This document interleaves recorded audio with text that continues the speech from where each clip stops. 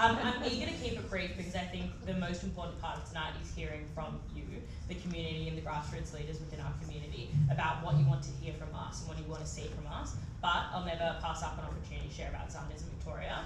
I'm the Vice President of Zionism Victoria, and when I signed up for this role 2 years ago, I couldn't have imagined what it would look like today.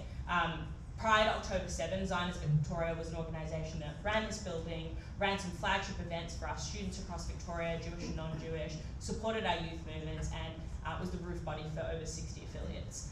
All of that continues, but since October 7, our business as usual has exploded. Since October 7, we heard from the community that there was a real need to come together. What did that look like? That looked like a number of rallies held in Caulfield Park, held in the city, a number of events, Yom Ha'atzmaut, Yom HaZikaron, are oversubscribed compared to recent years. Our focus over the last 238 days has been really fourfold. Community engagement, really providing an opportunity for everyone in this room, your family, your friends to come together, to mourn, to celebrate, to remind ourselves why we're proud Zionists. So over 90% of the Jewish community in Victoria identifies as Zionist. It goes hand in hand with being Jewish for most of us. Why are we Zionists? What does that look like? And how can we come together to share in our Zionism? Advocacy, both public and private, targeted advocacy to ensure that our leaders, along with the ZFA, the JCCV, ECAG, all the acronyms on stage, we've been at countless roundtables, at countless meetings, ensuring that our leaders understand that Judaism and Zionism can't be broken for many in our community. It's a core part of our identity. And when anti-Semitism hits our community and people try and cover it as anti-Zionism, it hurts us to our core, and that needs to be shaken by our leaders. We've done countless external engagement as well, partnering with organisations beyond our community. If you came to our rally in Caulfield Park late last year, over 5,000 people in attendance, many of whom weren't Jewish. You would have seen Iranian flags flown in the audience, Indian flags flown in the audience, and that advocacy has been ongoing since then to ensure that we've got friends where we need them, and that they're not just there, they're vocal and they're standing up for community.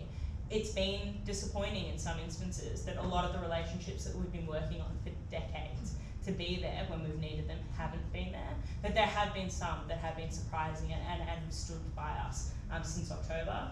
And of course, business as usual, ensuring that our activities, our youth movements still have youth movement camps where they're learning about Zionism, they're learning about the history of Israel, most importantly, they're learning about what it means to be a Jew and a Zionist post-October 7.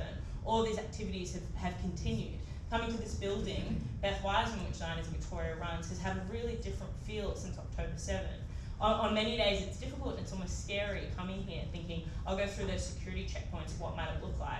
And then was it just like 2 Saturday nights ago as the hostages were rescued in Israel, our community came together where outside Beth Wiseman to be a community outside the hostage wall of hope that we'd set up.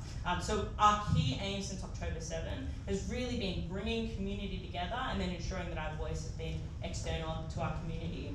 One last thing that I'll touch on before we wrap up is one of our other key priorities has been collaborating. You know, there's a lot of acronyms. Before I joined this board, I was a little bit lost in the alphabet soup.